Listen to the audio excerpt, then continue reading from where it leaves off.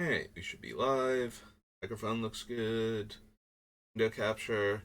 Alright, so we're back. We're building Eriette some more. She's currently at 76 cards, so we are dangerously close to finishing her.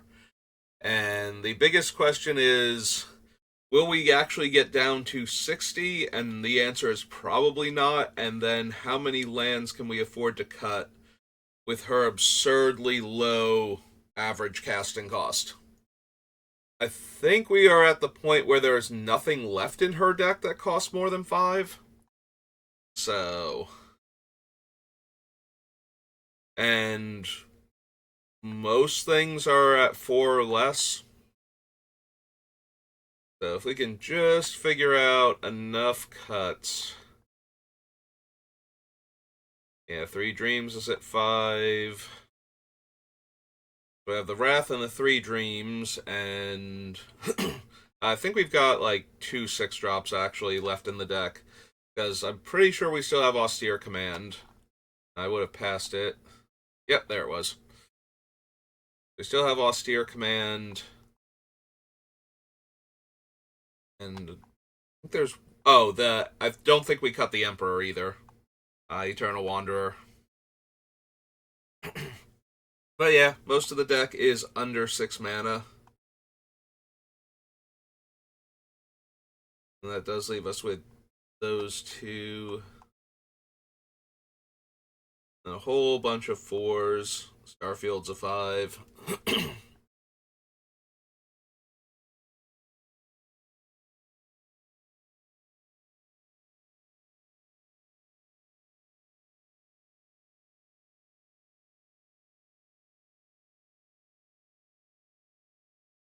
Wonder if we still need Arden to move auras around.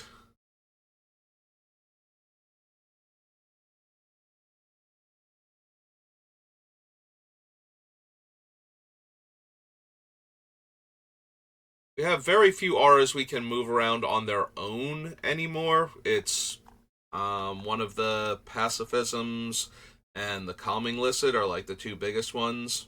And then the other ones, they can't move on their own. They have to get killed first, and then we can recast them on things.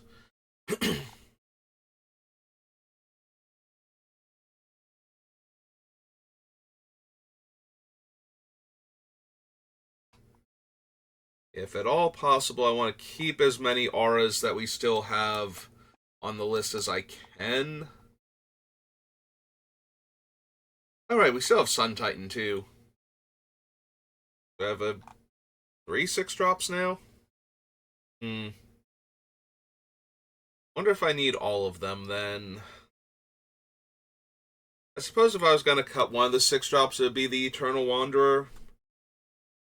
Like, she does do a lot of work in the deck, being able to decide that we keep the opponent's creatures that have our auras on them and get rid of the rest of them as long as that player has one of their creatures with one of my auras on it. We're good to go. But I don't think we need her. Also, as I've stated, 6 is probably going to be the number I name with Sanctum Prelate, so I really want to make sure that we don't get blown out by Farewell, especially. Like, that is the big one that I'm worried about, and then there are other cards like Austere Command, Merciless Eviction, that are in the 6 mana range that destroy all enchantments that do see play. Merciless Eviction, not so much now that Farewell's been printed, since every deck that could run one can run the other, but it does still show up as a backup sometimes, or for people that have it and don't have Farewell.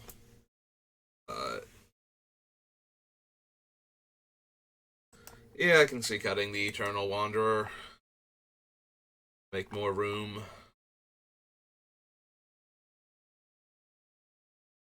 And I'm still inclined to keep Hallowed Haunting and Sigil of the Empty Throne.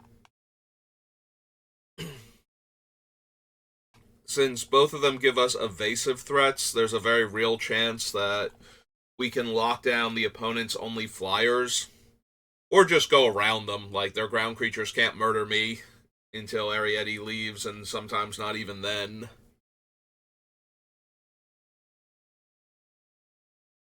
So I do kind of want to keep both of them.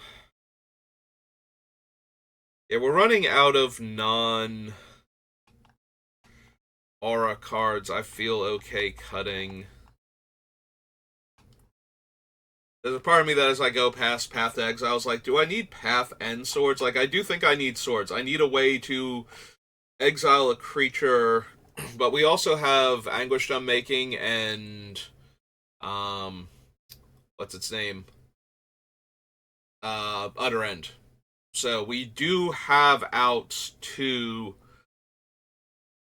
problematic creatures that we need to exile if I got rid of the Path. And I think it's more important that we have versatility, and we keep swords so that way we have a way to interact with a cheap creature or a cheap way to interact when we're tapping out for something. So, yeah, I can kind of see cutting the Path too.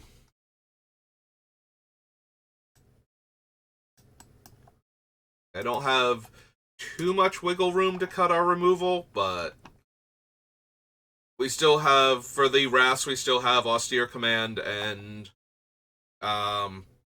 Winds of Wrath. And for the removal, we still have the 3 that I mentioned, and maybe...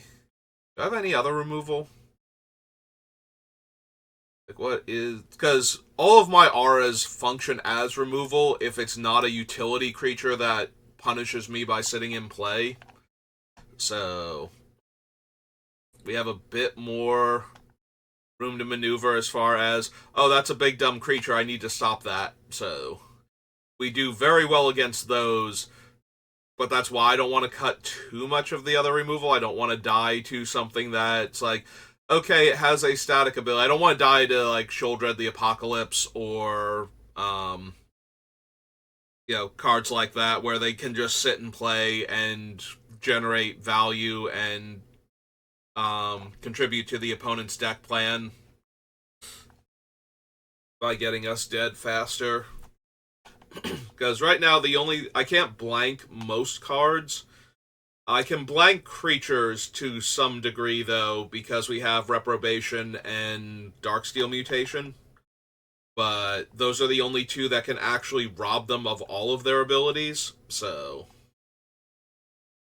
everything else is just like, I can take away activate abilities very easily, so I don't have to worry about random things like, Deathrite Shaman, or...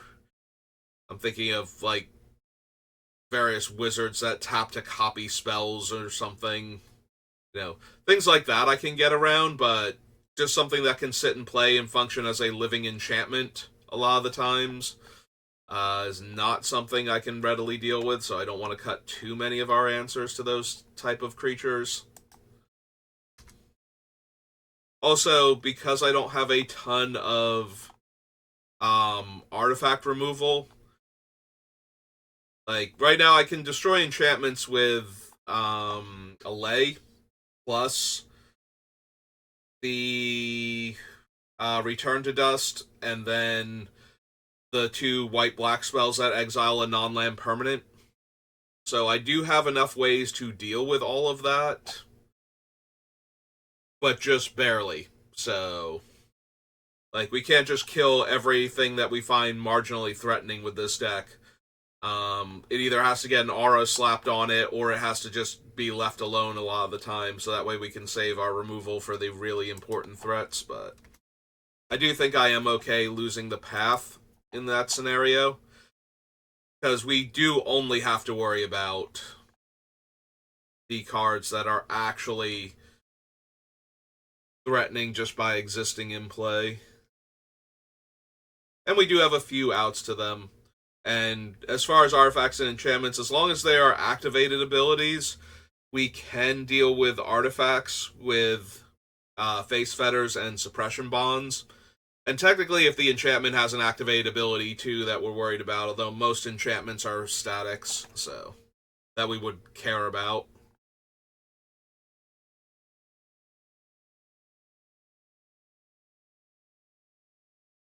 Alright.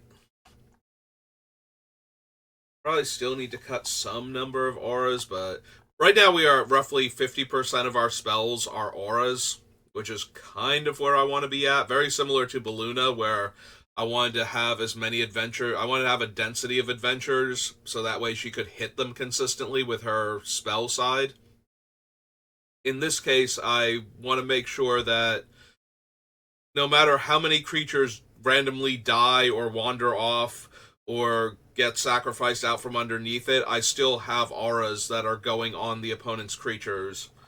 And I don't think I want to cut more than like 5 more of them, which would drop me down to 25 out of the 30 spells, or for half of the deck. So 60 spells, we would have 25 auras at that point.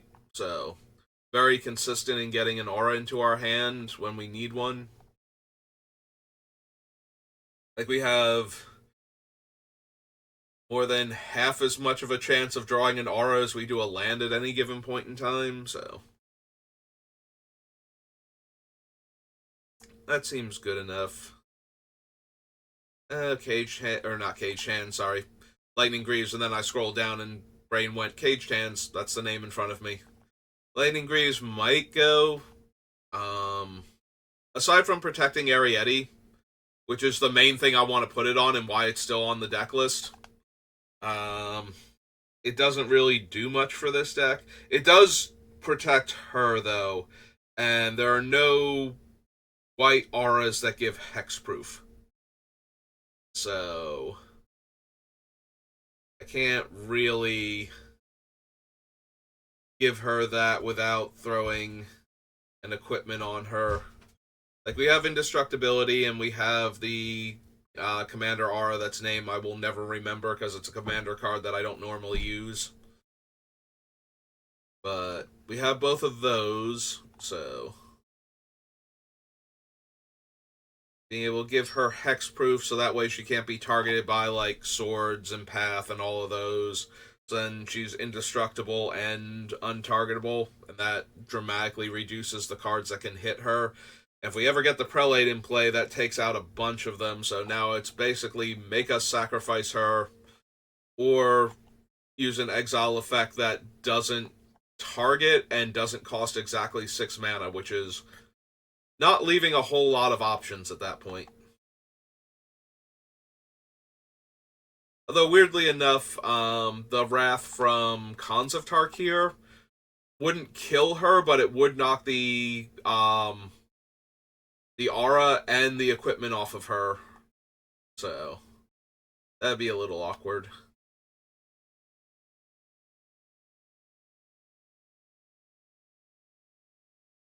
I could cut Rafine's Guidance. I do like that it casts, though. I want to double check.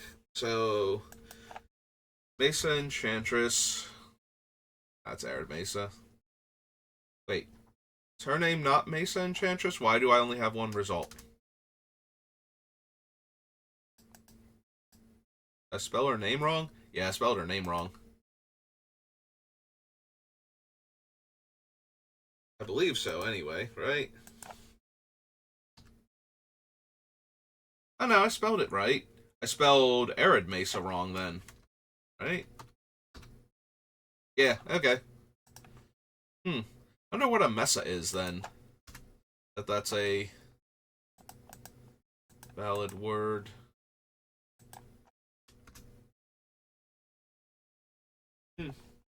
Anyway. Getting back to her. So, when I cast, and then SRAM is also a cast trigger. Oops. Cast, and then the last one is Core Spirit Dancer. Okay, so they are all cast triggers, so that does make Rafine's Guidance a bit stronger, knowing that it doesn't matter which one I have, I'm going to get to draw a card every time I cast it from the graveyard, because Rafine's is casting from the graveyard, so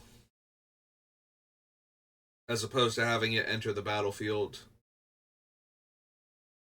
So, like, if I didn't need to cast the auras in order to trigger them, there's a world where I'm a little more okay with losing Raffine's. I might still lose it. It's still just +1/+1. It is helpful, though, that I can just cast it, and it doesn't require anything else other than the 3 mana.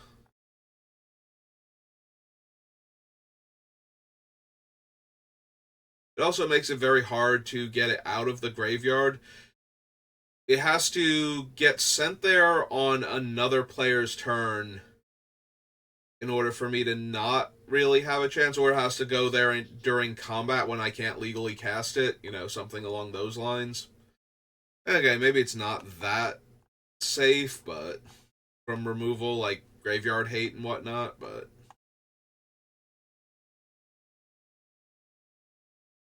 it does require something along the lines of Scavenging Ooze or Grave Robber or something that can eat it while I don't have priority. Because if I have priority, I can just cast it, and it's back, making something else awkward. Also, it only costs 1 white if I have Killian out to recast it from the graveyard.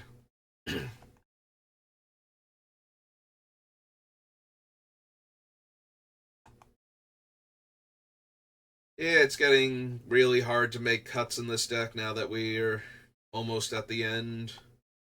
Everything left has its place, and the most redundant cards are the ones that I want more copies of. Did I cut Brilliant Restoration yet? Because I think I did. Alright, so we have Brilliant Halo and Brilliant Halo down there. Okay, so yeah, I did cut Brilliant Restoration. I was going to say, if I did not cut that, I think I'm safe to cut it. I think the mentality was, I'm going to cut it from my list, and if you don't have Replenish, then you can run Brilliant Restoration in its place as like the next best alternative. So maybe it's Calming Listed. It gets the benefit of being a creature in the deck, so I can do things like, block and then activate it and put it on a creature, and then it'll untap eventually, attach to that creature, and I can like let it fall off and then attach it to another creature by activating its own abilities. So I can relatively easily move it around on my opponent's creatures.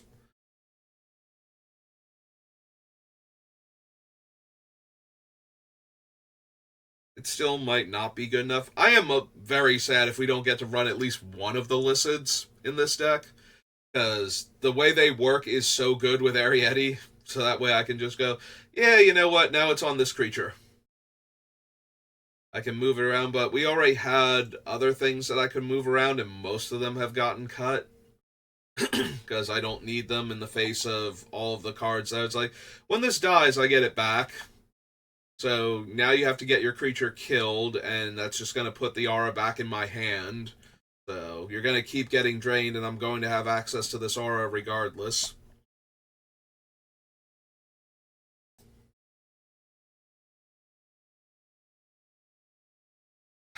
But I do need cuts, and I think it's one of the weaker cards still on the list. Sorry. Sorry, Calming Listed. I really did want you to be in this deck. Also, it has the drawback of functioning as an aura, but not interacting with a lot of my things that benefit me from casting auras. So, there's that.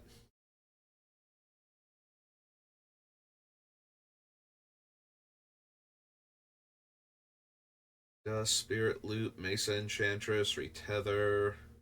I also was counting this as one of the auras in the deck because it does turn into one of them, so this is one of the 5 auras I feel like I can cut at this point.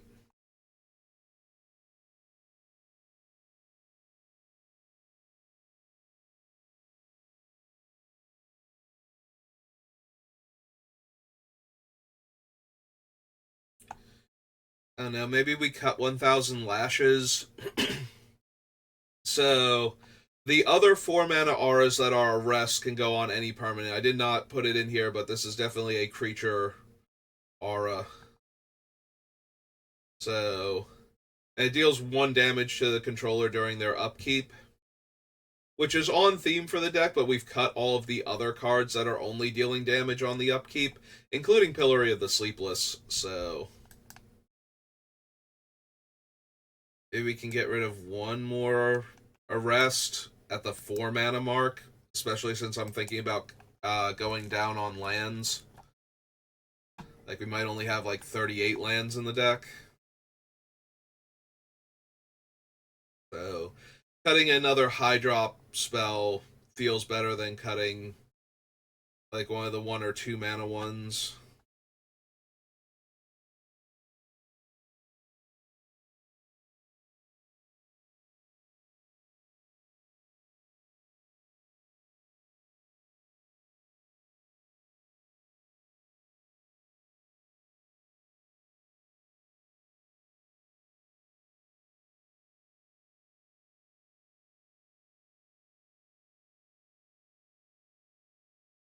Yeah, I keep thinking about cutting Arden. The more I think about it, the more I think I'm okay with that.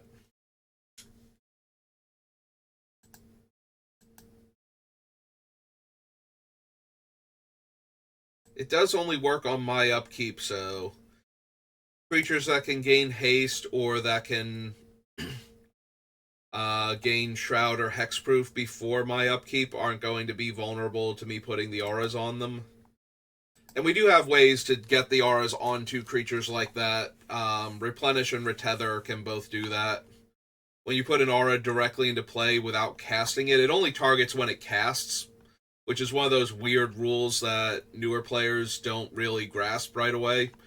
Auras only target when they're cast. So if you put an aura into play, you have to attach it to something that it says it can enchant. So a lot of players link that with, oh, it targets that card because it has to go on something that it is a valid target for.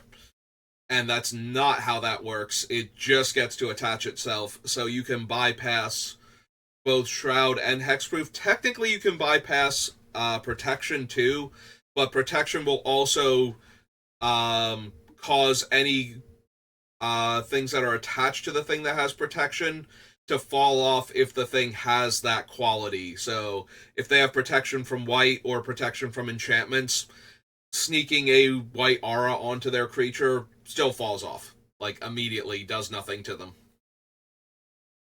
Doesn't inhibit them in any way, shape, or form. So,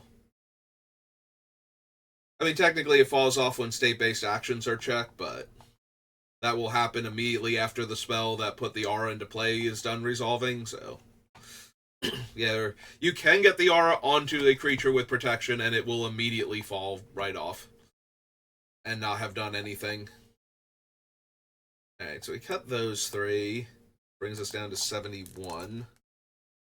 We have less than 10 cards to cut, and I will consider Eriette built at that point.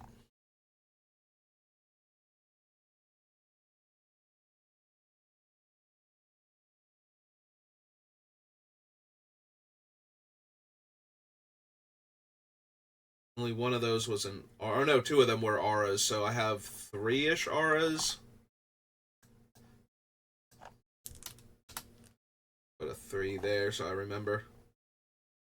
Because we cut the Licit and we cut 1,000 Lashes, so like 3 more auras could get cut, and that would still leave us with 25 in the deck. I think that's enough.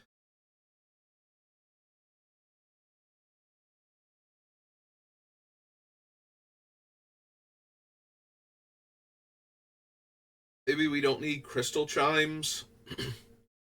It costs 6 mana, and it puts them all in my hand, whereas Replenish and Retether both put them into play.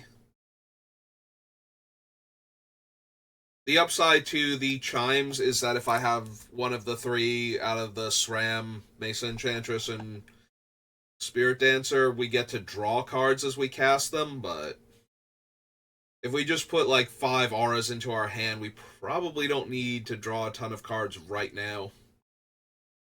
You might have to discard the hand size at that point. So yeah, we can probably cut the crystal chimes. Still have plenty of ways to get our stuff back.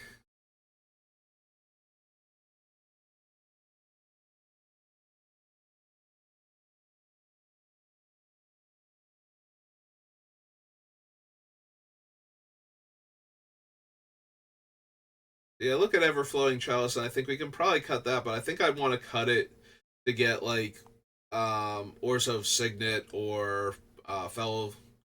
I was about to say Felidar, Felwar Stone into the deck. Because I don't think I need a ton of colorless mana that the Chalice represents, but I say a ton, but honestly, it's probably just going to be a 2-drop makes 1, maybe a 4-drop makes 2. So.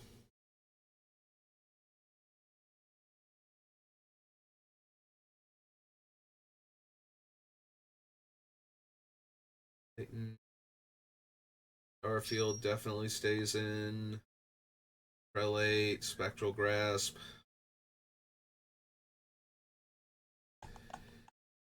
Yeah, it's probably Rafine's Guidance. It's one of the less impressive auras that's still in the deck.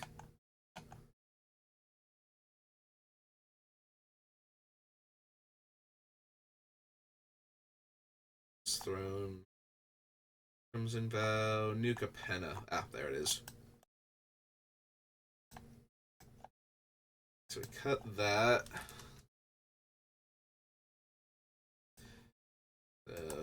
Yeah, 2 more auras I'm okay with cutting. And oh, hey, we're actually at 69 again. The internet will be so thrilled. Got to its favorite number.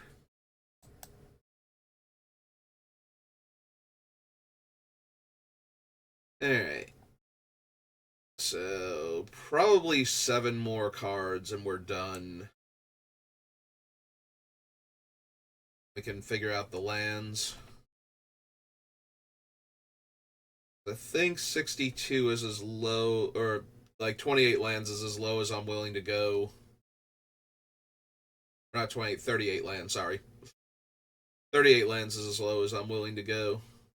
28 is just ridiculous. That's like a 60 card deck that has like high mana requirements.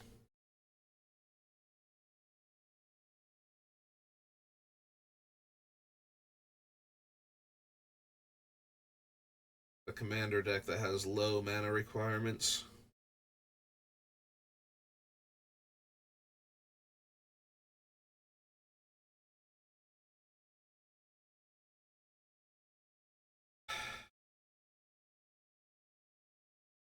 One of the things I'm considering cutting is the 3 Dreams.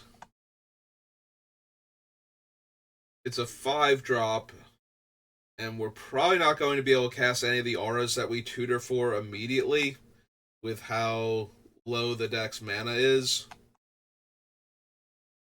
Like, this is a card that when we can cast it, we probably, like, maybe we have 1 mana left over. So maybe I can cut that. It is nice to be able to get 3 auras all of a sudden and have, like, a grip full of relevant spells, but I think we're getting a lot of that from our 3 creatures that draw every time we cast an aura, our 2 creatures that let us draw cards when our enchantments die, and Underworld Connections. I think that's enough card draw. And we do have a fair number of cheaper tutors that can get the cards that will let us draw more cards if we need them. So it's not like we don't have ways to get serious card advantage with this deck. So I think that's a safe cut. I would much rather run the cheaper tutors that can get us the same types of cards than run the super expensive one that gets us 3 of that card type.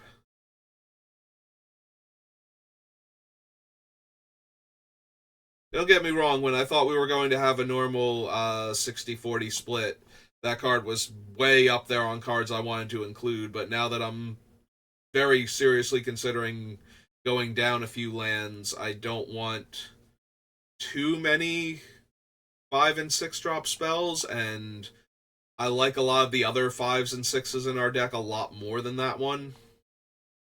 So, think it's safe to cut it. Yeah, this deck is more likely to get ahead by playing 2 or 3 spells in the same turn than it is casting one big spell. And with the right 2 or 3 spells, we'll still be drawing a bunch of extra cards anyway, so seems reasonable to cut the 5 drop.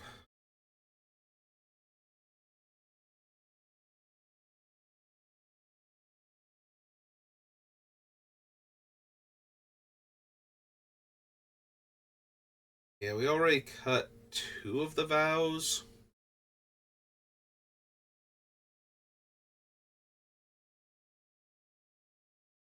Left in the Intimidate one. We have the Spectral Grasp, which is a lot like a vow, except that they also can't block my stuff.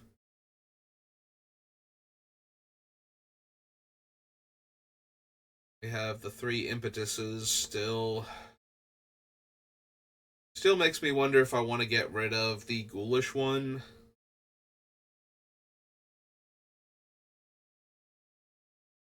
I do like the white and black ones a lot more, like the original 2, a lot more than the Ghoulish Impetus. The only thing it has going for it is that if they block and kill it, I get to return the enchantment to the battlefield on another creature, so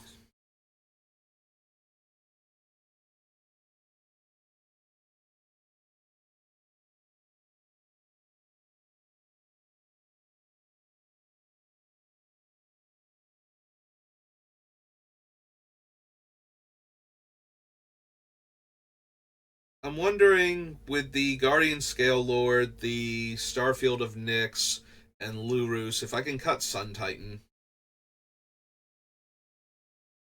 Sun Titan does automatically get me a thing when he comes into play,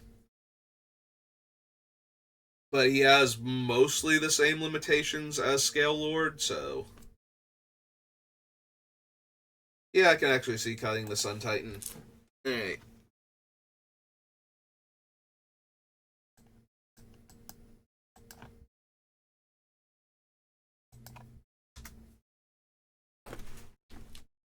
Alright, so we get rid of that.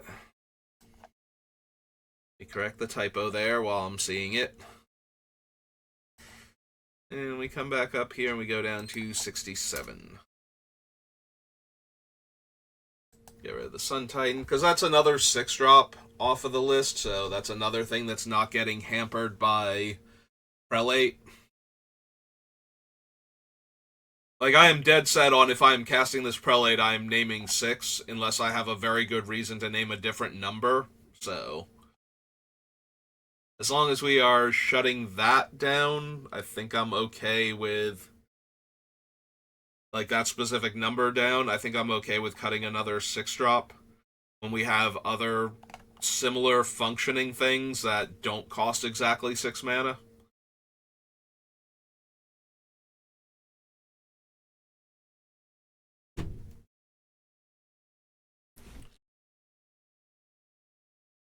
Still have 2 auras.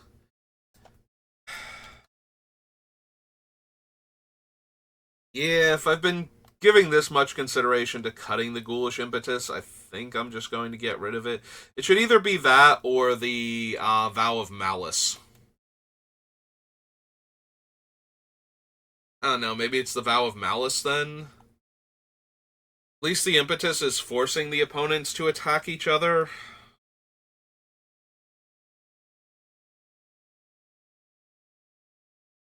And if they're getting their things killed, it's probably still coming back on one of the other opponent's creatures, so until eventually it's not, but if it gets to that point, I think I'm winning that game if they have, like, no creatures. and I have to put it on, like, Eriette or something. Alright, so we'll cut the vow instead. Leave the impetuses in. Maybe I'll still cut it, but we're going to leave it in for right now. Alright, so we cut those already from this sub-list. And this one. Now I'm getting rid of the vow.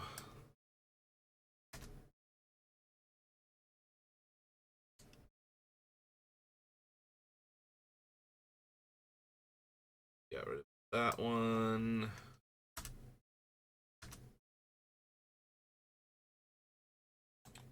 This one. These two.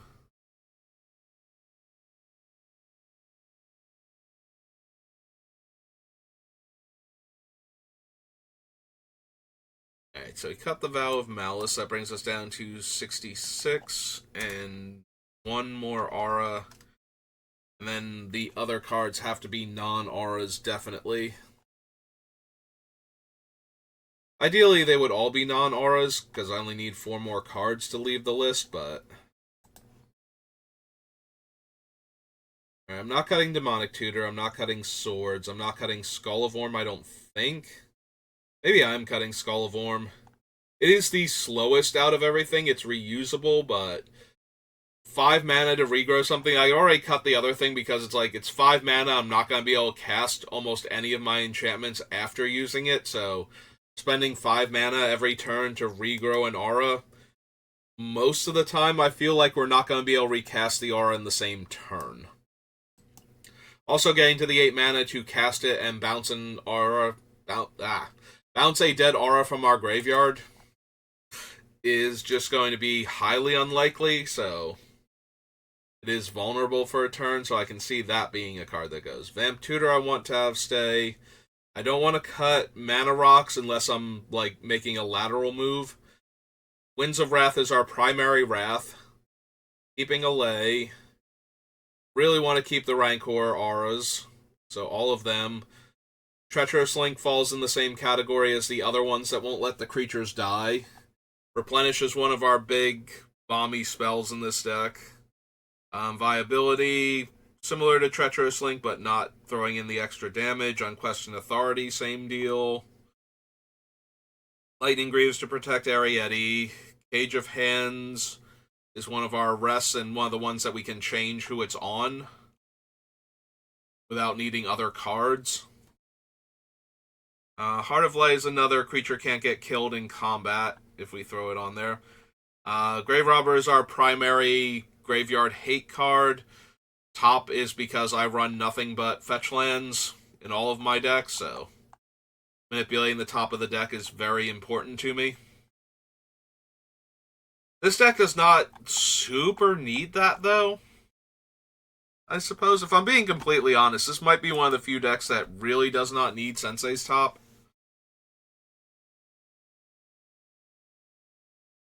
Like, I only have, I think, 8 fetch lands in the deck. Maybe this one can lose Sensei's Top, if I'm being completely honest. Like, I do love this card way more than most people, but if I'm being honest with what the deck needs and what it's doing, I think the biggest upside to Sensei's Top is keeping a hand with, like, 2 land in it in the top and using that to dig for the land. The problem is that if the land is not in, like, the top 3 or 4 cards, that's not going to help much, so... It does help, though, if I get to that 3rd land and even 4th land before I have to draw through the 2 cards in the way. So. But still, I think this is a deck I can afford to cut it from.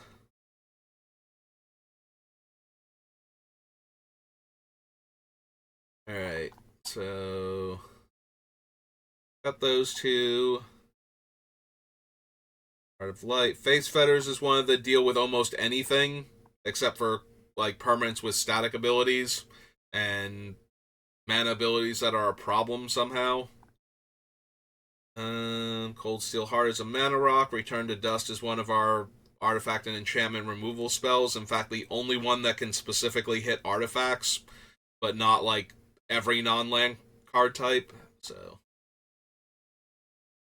Enchantress is our main card advantage. Retether is our backup replenish. Austere Command is our secondary wrath. Prison Term is another arrest that we can move around. We can only move it to the creature when it comes in if it's like the scariest thing now, but at least that's an option. Lapse is one of the few ways we have to stop a like game-ending spell basically from resolving for a little bit. So it does give us something. Sigil is kind of a win con in this deck. Like, we can just make a ton of angels while stopping our opponents from being able to attack us and kill them with the angels. Spirit Dancers, massive card advantage. Underworld Connections is reasonable card advantage. Utter End and Anguished Unmaking are removal spells. SRAM is huge card advantage. Hateful Eidolon. It does require that the creature die for me to draw for my auras, but at least at that point, if they like sacrifice the creature to get it off of the table or something, or just get it killed in combat, I get to draw a new card. Lurus lets us replay most of our auras. Now we come to Killian. Killian makes all of our auras like 1 to 2 mana to cast, I think, which is really potent. But at the end of the day, all of our stuff is really cheap anyway. So if we need cards to cut, I think he's on the chopping block at this point. Which makes me sad, because this is another card that this is the deck for him. Like, almost all of my stuff targets. I have 26 auras right now in the deck. So they all target stuff, and he can shave 1 to 2 mana off of the casting cost of almost all of them. Like, very few of them are, like, mono-colored mana requirements. We might even be at the point where none of them are. Like, he might actually shave 1 to 2 mana off of every one of my auras.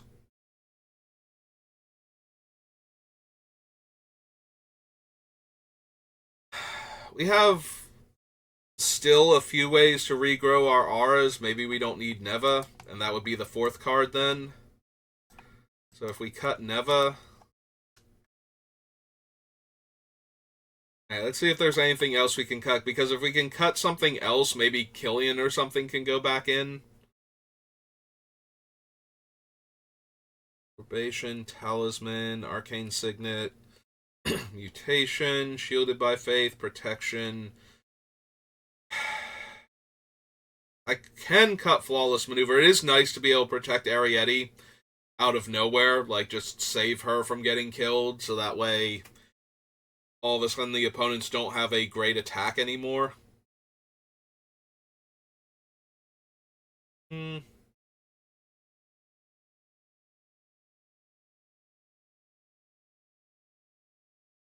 Yeah, I think I still keep that.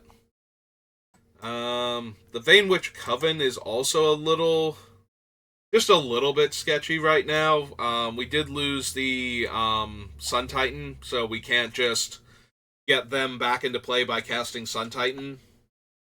But we do have enough other things that can get them back. The Scale Lord, for example, can get it back. And then this is another way to regrow, like, Lurus or something, if he's died.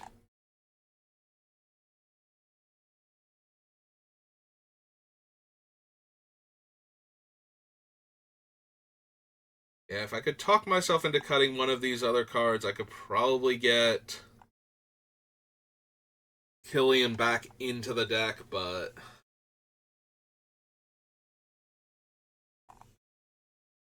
Is Captured by the Consulate still on the list? Like, it's down there with all of these other things. Yeah, it's not on the list anymore. That's what I thought. I could have sworn I cut that, and if it's still on the list, maybe I do want to cut that as my last aura, but no, it's already gone.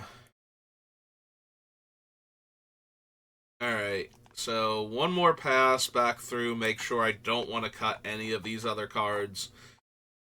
And if so, then these will be the 4, and that'll drop us down to 62, and I'll be willing to call it there.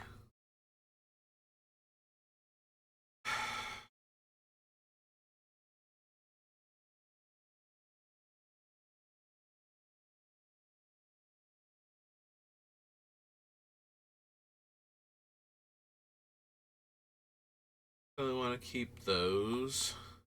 Probably still want Spectral Grasp, Suppression Bonds, Pilgrim, Spirit Mantle, Indestructibility, Reaper definitely. Corruption is like the cheapest for that effect, and the things that can't hit are things I don't need to hit most of the time with an arrest anyway.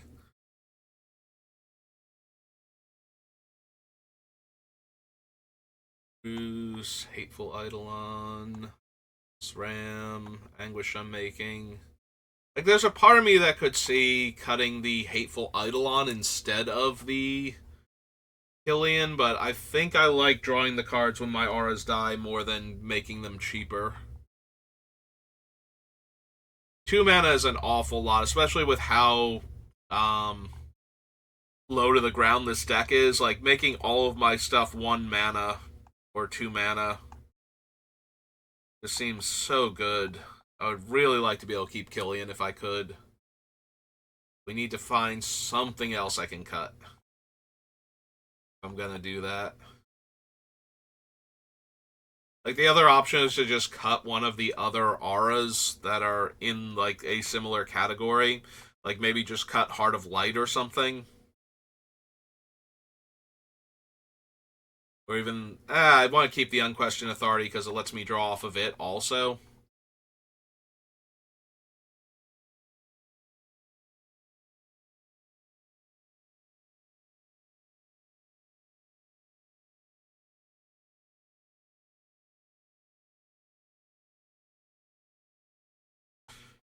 Yeah, okay, maybe it's the Heart of Light then. We just get rid of that one, and then we put Killian back on. And we still have enough auras for the density that I'm looking for, but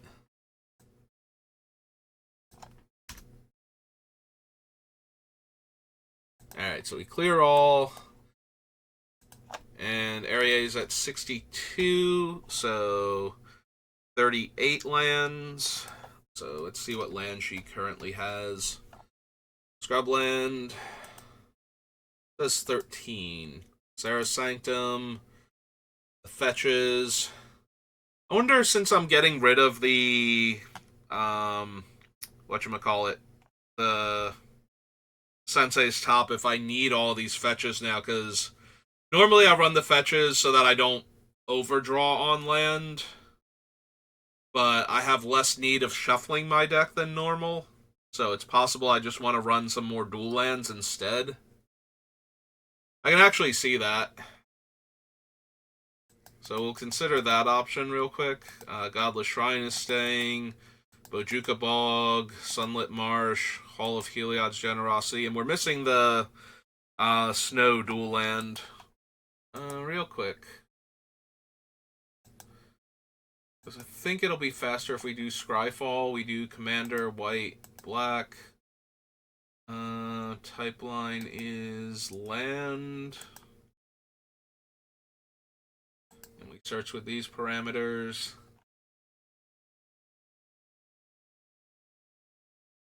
Then Ancient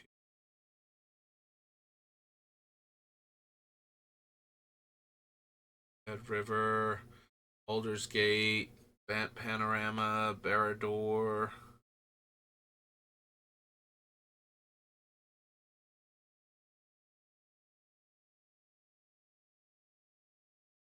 Gabog, Boseiju we don't need.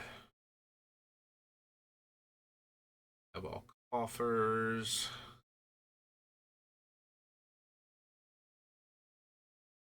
Ardenvale. Really? Ava the Frost Dragon, I don't think.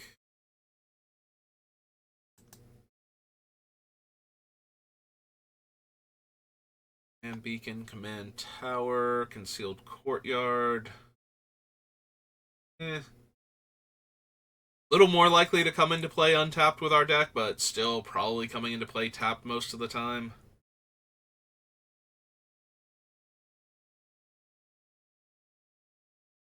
Yeah, I don't think we need Cryptic Spires on white-black. Salvage, Citadel, Field, Deserted Temple.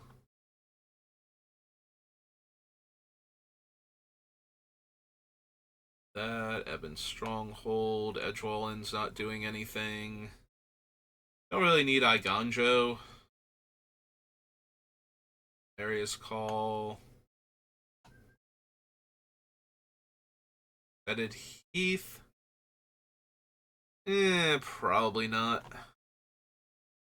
It's fine, but I don't think we need it. Flagstones of Trocaire.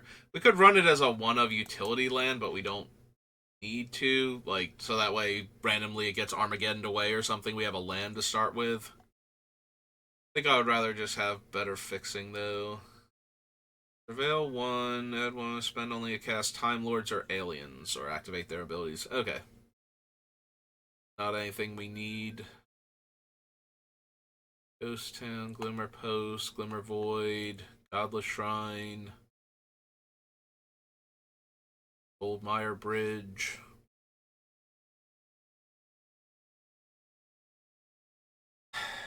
Goldmire Bridge. Probably not. It is fun that's indestructible, but it is also an artifact, so it's vulnerable to things that exile artifacts. I don't think I need that to randomly happen. Not enough of my stuff is legendary, so we don't need the Citadel. I have the Hall.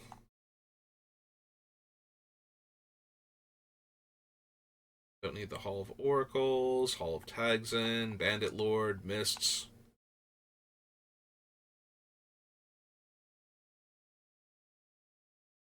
Don't need the Keep. Hive of the Eye Tyrant, no. Homeward Path, not really.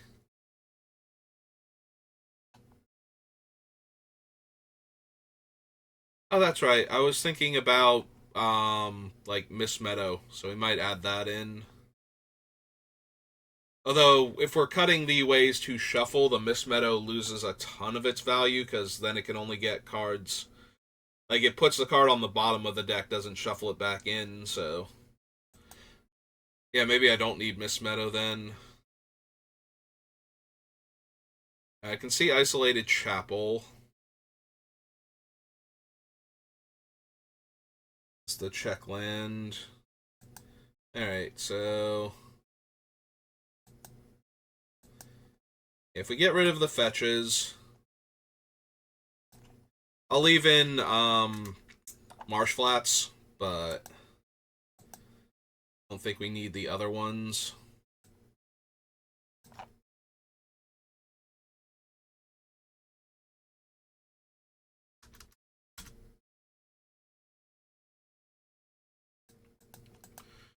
Sunlit Marsh, Hall of Heliod's Generosity, Scrubland, Sanctum, Shrine. Alright, so Isolated Chapel is from Dominaria. Is it from Dominaria or is it from Innistrad, originally? Innistrad, yeah, okay. It's originally from Innistrad. So go to Innistrad. Get Isolated Chapel.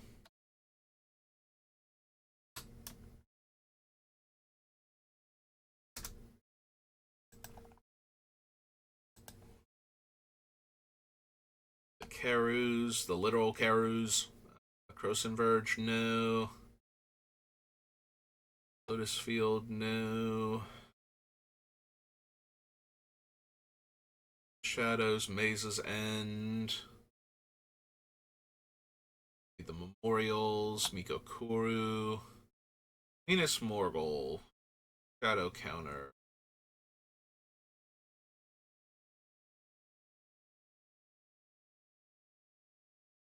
I don't need Mirrors for anything. Mirrodin's Core, Mirror Pool, Factory, Foundry, Workshop. Yeah, if we're not running the fetches, we don't need Mistveil Plains. Recycle our cards. Mutavault. I could still run Myriad Landscape instead of the other fetches. You just have to get 2 plains or 2 swamps, but...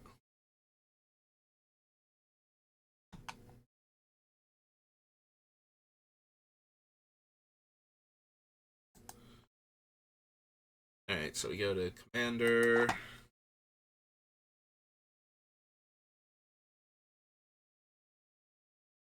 Myriad Landscape.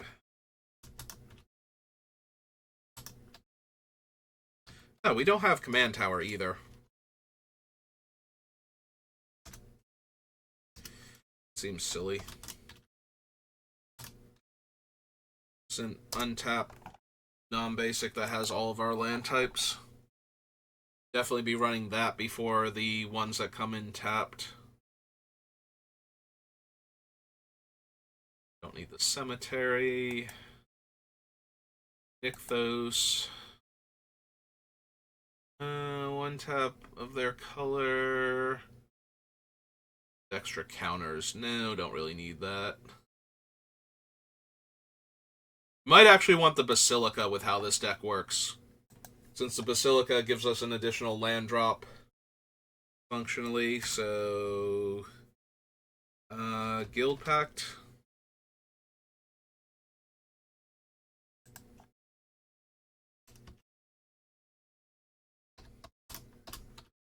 Reserve Basilica, I believe.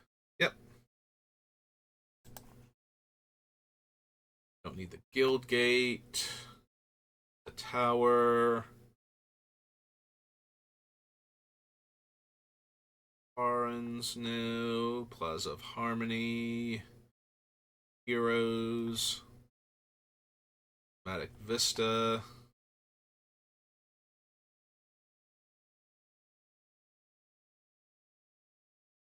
I could see running the Prismatic Vista, honestly. But maybe not. We already have the Myriad Landscape.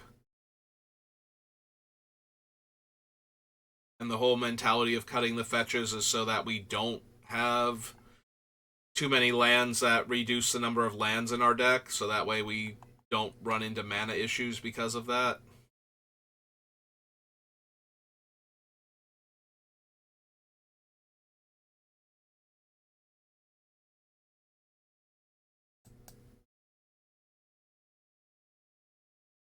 Step Shattered Sanctum.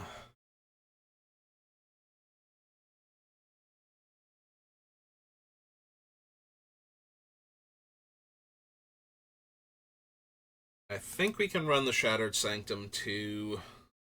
That's from Crimson Vow.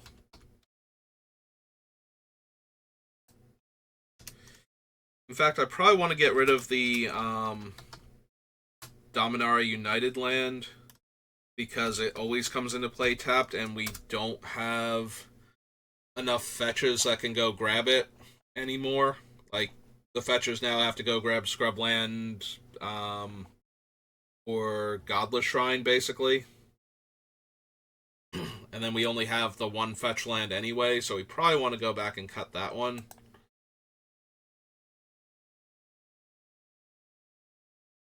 I don't know that we need Shambling Vent or Restless Keep, or whatever it's called.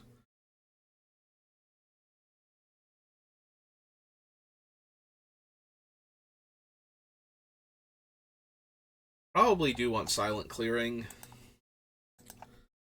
So this is Modern.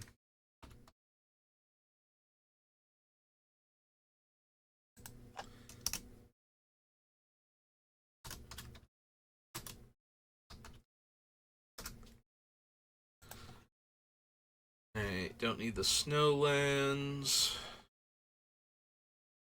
Strip Mine, Study Hall. We can probably cut Sunlit Marsh at this point. Don't need Tainted Field. Don't think. Silence. Meh.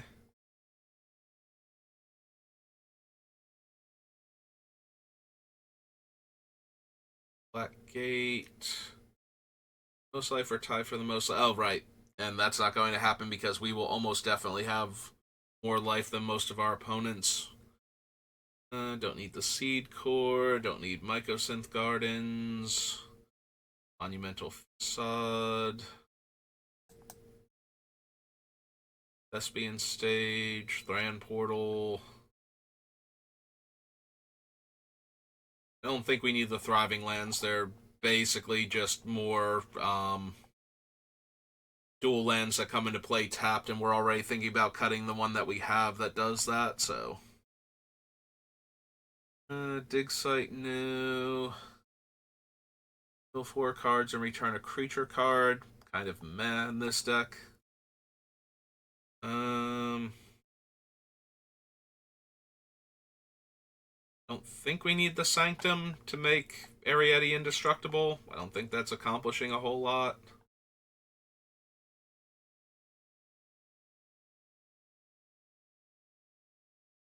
Don't need Uncharted Haven. Don't need Unclaimed Territory. Discovered Paradise. Unholy Grotto. Urborg. Other Urborg. Urzatron. Ah, it's true. Vault of Champions from Commander Legends. Right, that's where it's originally from.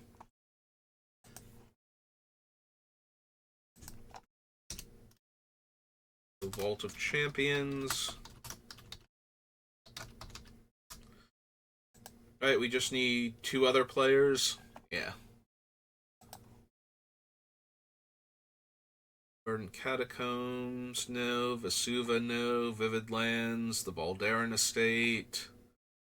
Stronghold, not really. Don't need Wasteland, don't need Westvale Abbey. Witch's Clinic, Witch's Cottage. Feel like randomly running Yavimaya. Like 1 or 2 more. Alright, Zoetic Cavern ends off consumption. Okay. Alright, so let's go through the lands again. Get rid of the 1 or 2 that I think we can get rid of now. We have 14. Godless Shrine stays, Basilica stays, Marsh Flats, Bojuka Bog, Isolated Chapel, Shattered Sanctum. We get rid of Sunlit Marsh because now it just is another land that comes into play tapped and isn't doing anything else. So, other than being a dual land. Man Tower, Myriad Landscape. Alright, so we have 13 lands. We had room for 38, so 25 left. So 13 and 12.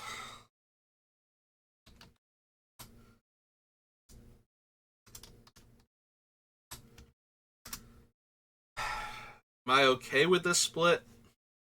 Because I feel like we have a bit more double white and more white cards overall than we have black cards. So real quick, we have, for black cards, we have 1, 2, mono black 3, 4, 5, 6,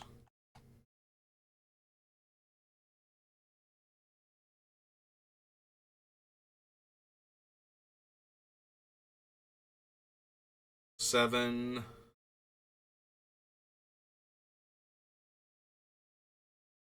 8, 9,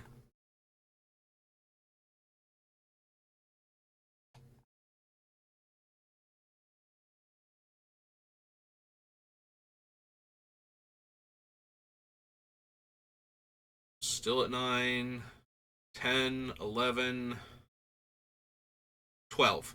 We have 12 mono black cards in the deck. So I'm pretty sure we need more white mana than black mana. So I'm starting to think 15-10. 15, 10, and then 1, 2, 3, 4, 5, 6, 7, 8, 9, 10, potentially 11. So 21 black sources in the deck. I think that's good enough. It's possible it should be like 14, 11 then. Because while we do need white more than we need black, we do need double black for like 2 of the spells, and more black is better for the Vein Witch Coven. And we don't need double white, or we don't need triple white for anything, so as long as we have double white, we can cast all of our spells, so I don't think we need to go too heavy, but we definitely want more plains than swamps here. Alright, so that is Eriette of the Charmed Apple. So, I don't know who we're going to build next. I might do another Doctor Who one now that we have the full deck list and all of the cards, because there are some mechanically interesting cards. Like, I don't like Universes Beyond, like, the actual concept of it. I don't like having all these other properties in Magic. But if I just take it as mechanics-wise, like, there are some interesting legends to build around, and the upside to Universes Beyond that I have admitted before and will continue to admit is that it forces Magic to design cards that they would not have otherwise designed naturally. Like, it's highly unlikely we would get things like the One Ring mechanic or any of these Doctors and their companion cards in a Magic set the way we did in the Universes Beyond sets, but I'm still not. Like, I don't like Magic becoming the Funko Pop of collectible card games. I play Magic to play Magic, not because I really wish I could play a card game based on, you know, the Lord of the Rings. If I wanted to play a Lord of the Rings card game, I would have played the Decipher Lord of the Rings card game because I played their Star Wars game and I like Decipher's card games for things like that.